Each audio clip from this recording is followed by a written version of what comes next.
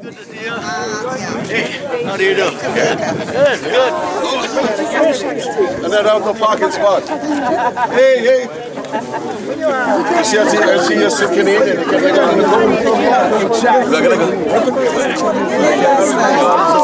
I know Roy. Man of the hour. Man of the hour. How you doing? Good to see you. What is this guy here? Are you still living here? He's a little late. But I love her.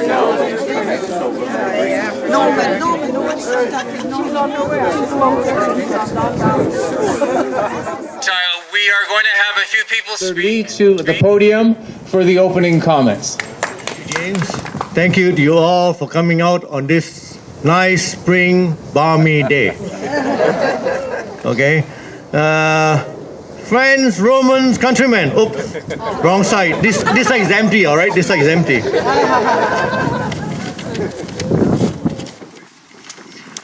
I guess you know where that speech came from, right? It's Mark Antony's speaking in the play Julius Caesar. And that was the first speech I ever had to memorize. And you know, after I said those 3 words, I forgot the rest of the speech. Anyways, so I'll follow the same lines. Friends, Scarboroughrites, Canadians, lend me thy ears. Today we are all here to honor a wonderful gentleman. A humanitarian, a champion, a Scarboroughite. All right, that's the one. I give you Dr. Alvin Curling. Give a big hand. Alvin was born in Jamaica. Now, why don't we have Jamaica weather here right now? And he's a former Scarborough MPP from 1985 to 2005. That's 21 years that he gave to us. Okay? And was a House Speaker in the Ontario Legislative Assembly in 2005. Was a former Minister of Housing, former Minister of Skills Development, former Canadian diplomat envoy to the Dominican Republic in 2005 to 2006. My lips are frozen from the Jamaican weather. And now an ongoing community leader who is making a difference for the people of Scarborough, Toronto, and Ontario. His tireless and selfish energies as a representative, championing many noble causes and initiatives, which include public education, public safety, affordable housing, and most recently, the Scarborough Rouge Hospital redevelopment campaign, continue to keep him busy in a time where many retirees would just be putting up their feet and calling it a day.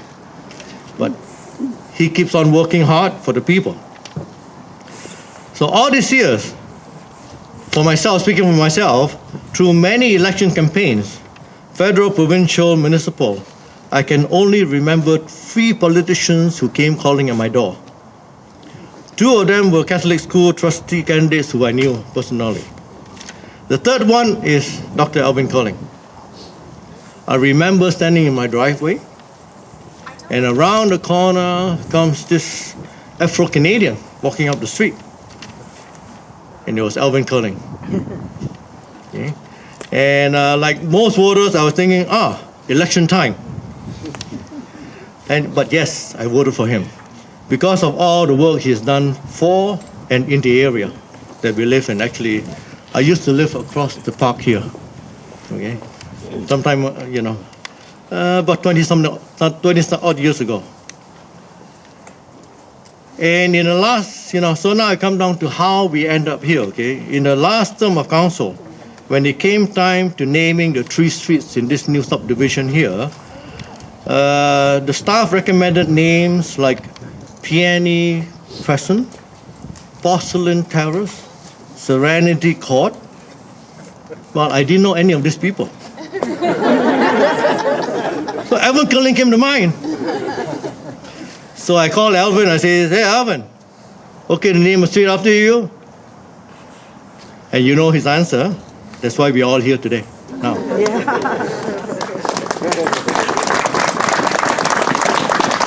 So today we are here to give an appreciative nod to Dr. Alvin Curling's sense of community, his public service, and his good representation of the people in this area. So as we congratulate Alvin on this official street dedication of naming this street, no, not quite doctor, okay? I mean, Alvin Curling Crescent.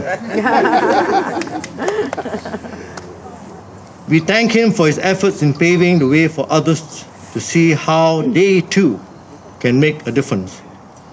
So I'd like to congratulate Alvin. Thank you, Dr. Alvin Curling, for all your accomplishments and your leadership.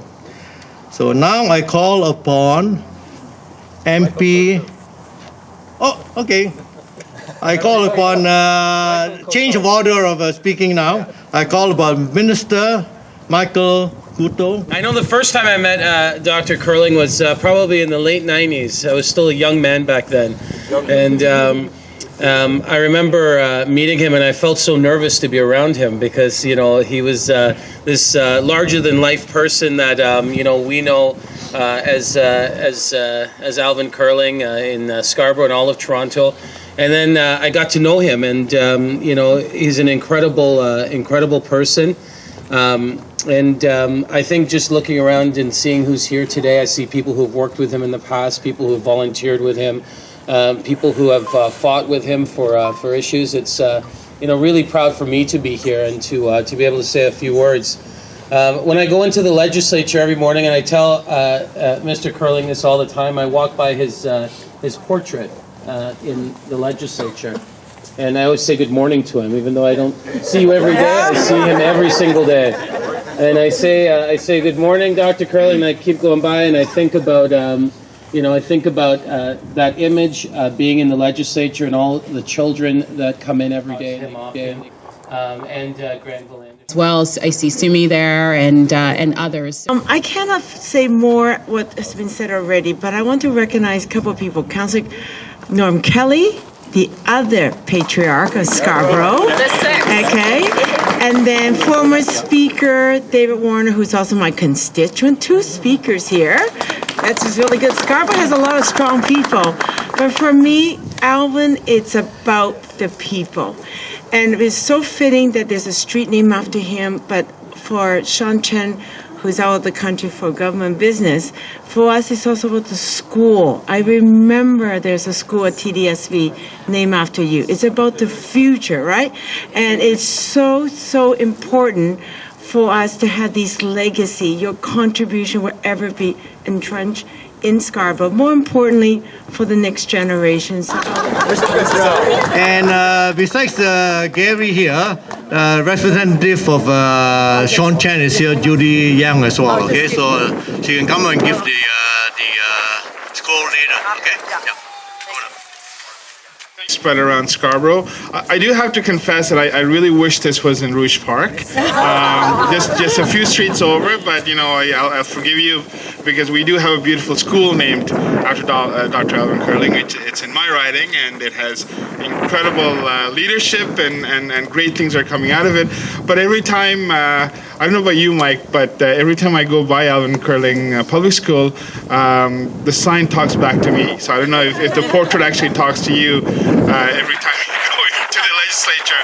But I know over the years, the time I've spent with Dr. Curling, I know there's a lot of things that are in my head that I repeat or because of the advice that I was given. And they are trying to promote. You served with Alvin in Ontario Legislature. Yes.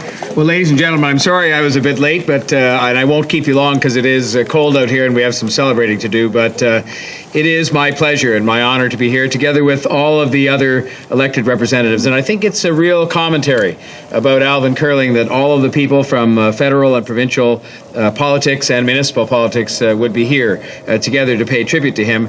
In my case, my lateness could be excused by the fact, well, I was in traffic and I've got to speak to somebody about that. But I also went to a brewery opening in the West End, the Junction Craft Brewery. I recommend it to you, but I had to stay there for a longer period of time because I was recovering from being at Councillor Chin Lee's Environment Day this morning, where they were giving out compost and plants, and they should have been getting out rock salt and shovels because it was so cold. It was snowing at his Spring Environment Day. I don't know, Chin, you got to do something about that. Well, that's the federal responsibility. Gary, that's up to you to deal with that. But, you know, ladies and gentlemen, I've known Alvin Curling for a long time, and I don't remember how far back, but one day I do remember is a day that I first went into the legislature as a member, and I went straight in. The day I arrived there, I became immediately the leader of the opposition. And I'd never been in there before, and I didn't know, very much about how the place worked. It does help sometimes if you've spent some time there. But he was there, and he'd had a rough time before I got there because both parties, the Liberals, of course, thought that they'd appointed him and he should have been doing everything for them, and they were upset that he wasn't. And the Conservatives thought, notwithstanding that he was being very fair, that he was being unfair because he was favoring the Liberals. So the poor man just couldn't win. But I went in there and I decided, because I respected and I liked Alvin Curling, that I wanted to behave myself, and he will confirm, I'm sure, I never heckled the whole time he was there. I never heckled the whole time I was there. I never did. I did never once. Not what? Short memory. Yeah, he's figured out the strategy. I just had John Baird do it for me. But I'd lean over and pass him notes and tell him what to say. But Alvin Curling, in that job, as in everything he's done, was fair. He was decent. He was collegial. And he's just gone on from that first job in which I knew him well, and of course I knew him, as we all did, as a minister, and I've heard others speaking about his pioneering role that he played there. When he went to the Dominican Republic, I will say the only bad thought I've ever had about Alvin is that my invitation to go down to the Dominican Republic, which I still haven't visited, while he was our representative there, never seemed to arrive in the mail. But I'm over that now. He's done such great work for this community. And I can tell you, Michael Coteau was here a minute ago, and he may have just gone to the back, but something that Michael Coteau helped to sponsor just last week was a continuing tribute to the work of Alvin Curling, in this case involving ways in which we could make it easier for young black men and women, but particularly young black men, to access jobs. And we took a job fair out to one of the communities where there's been a lot of difficulty for some of those kids, including kids, I might add, and this is the part that Michael Coteau specifically funded through the Kathleen Wynne government, was to make sure that young men who'd had a little bit of trouble with the law could still have an opportunity. And we told the employers that came that those kids were going to be there looking for jobs, and a lot of them got jobs that day. And that is going to be a life-changing experience for those young men in particular. And that traces back to the work that Alvin Curling did with Roy McMurtry. And I can tell you that a person that I call frequently, and the other thing that's even more important in a certain way is that he also calls me. And he'll call me to tell me that I need to focus on something or do something differently or call somebody. And I really appreciate that, because he's a man of complete integrity, a man who's all about serving the entire community, and a man who just radiates decency through every bone in his body. And so to me, to see this kind of recognition that will be in this community, that will last beyond our lifetime, and will be a lasting tribute to his public service, one of many, is something that I'm just very pleased to be a part of. So Alvin, thank you for being who you are and what you have been and what you will continue to be, and which is a great example to everybody and a great example of public service. And long may you continue to be a public servant, as I know you will. Thank you very much.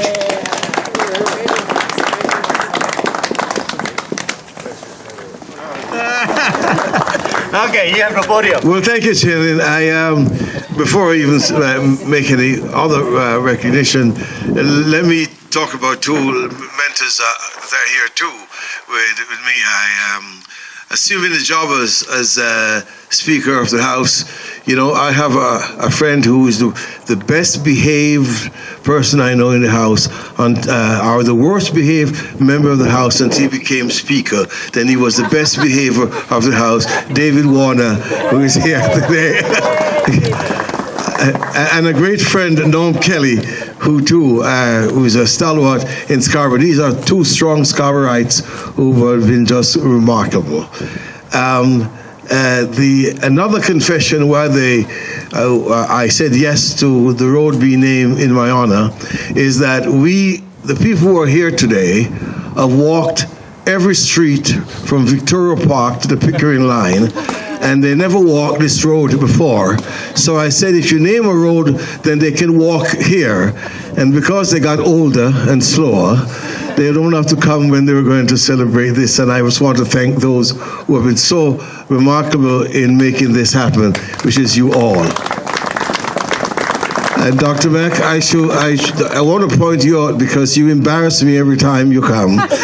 Because she said, I remember you. I was a page when you were there. And I said, no, that must be my younger brother or something like that. Thank you so much for everyone who are here.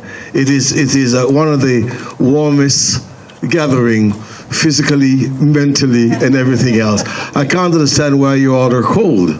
I mean, I don't even have a coat on, and you guys are freezing, and it's not so itself. But my family, immediate family was here. Hyacinth is here. She has assumed the role as a photographer. I'm not quite sure if there's any film in it, but I mean, it's all right. There's Dion and Ceylon and David and Quinn, you know, my daughter, my granddaughter, Nicole and Nicholas, Steve, Maya. I wanted to come forward because they're looking so beautiful. They look like me, I tell you, so handsome, like that. But I want also, they grew up into this kind of a situation where I know we carried on. Now, all of those folks, all of those, I see come up too, all of those who are here, I want to tell my colleagues in public life that it happens, it really happens, because of the folks you see here. You know, and Mayor, you know it too, and you're such a grassroots person, although you come from such affluent, which you decide to pass some of that money on to me sometime. And he's such a grassroots individuals, and all of my colleagues in the House with me, who many of them who have been continually be so supportive. But it is these folks here and beyond who have made it possible and made it so wonderful for us to know that Scarborough is a place. The mayor didn't tell you the other story when we asked about when he was running the first time as a mayor, this last time here, and he called me and I said, you know, you're a conservative when I knew you, and I won't support you unless you can make this happen. So my Toronto include Scarborough. And I want to commend you how difficult the role has been, Mr. Mayor, that I feel a little bit that we're a little bit a part of Scarborough, but I want a little bit more of us to be a part of Scarborough. So in the next election, I want to wish you well and hope that you embrace Scarborough in the fullest form, like, you know, subways and things like that, you know, and more transportation and I'm not putting any pressure on him at all. And I'm not going to put any pressure on Mitzi or any of those who are running. But I know the activities they're going to have coming up will be one in which that we can really see Scarborough, which is the place, is the center, really the center of the greater Toronto itself. It's the best part of Toronto anyhow. You know, we have the route, we have the zoo, we have all of these kind of wonderful stuff. So I wanted to thank you so much. This great honor that you have bestowed upon me as just the name itself. And Greg Wong, you know that's true, right? Because the fact is that here we are in an area that people sometimes speak so negatively of Scarborough. But thanks to many of the leadership that you have shown, those who have been put themselves forward in public life, and to make sure that Scarborough is a wonderful place to live, a wonderful place to have a family, and a wonderful place to us we can all call home. So we want to welcome you, of course, those who wish they were Scarboroughites, and those to embrace it more. Thank you so much for this great honor. My family will always be so, you know, a feeling of great warmth about all of this. And it is a thing that I hope I won't be responding to some folks like the young lady in grade 4 who said to me at the time, and I mentioned it many times, it reminds me, you know, that she said, are you Dr. Curling? She said, yeah. I said, yes. She said, I thought you were dead. And I said, why? She said, well, the school is named off you. So I'm glad I'm standing here, even on those frozen stiff the fact that we can embrace that. I'm glad that those who have helped and have made the possibility of this great Toronto, this great Scarborough are here, and I know more would be here. Thank you so much. Thank you for the warmth, and thank you for the continue to be there. I just want to mention one quick thing. Earlier on today, about half an hour before, the High Commissioner for Jamaica had come about, and she said she had to go to another event. And also Colonel Charles, Senator Colonel Charles, who is now the Minister of Foreign Affairs for Jamaica, came by to take a picture of here because they were quite happy to be a part of this. And I want to convey to you that I want to say to you, thank you for treating me so well, and I'm not quite sure I'll ever go back to Jamaica because Scarborough is my home, and thank you so much. But again, you know, my colleagues too, who have done so well in Parliament, and I want to say to you, I'm very proud to be associated with you all, who have done so well and fight the battle so strongly. And I want to thank my family, who has completely been with me all along, and can't believe I've stayed home so long and so often now. God bless you all, and walk the street of Scarborough, and walk the street of Alvin and Crescent, and it all. Thank you. It's a family. Oh, yeah. I was saying to Mitzi there. Okay. Mr. Mayor. Okay. I'm doing good. Yeah. Okay, I'm going to go lie down, okay, on my knees. Somebody counting? All right. 1, 2, 3.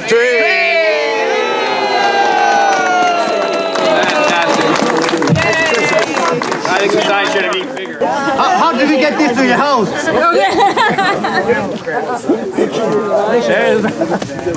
Okay.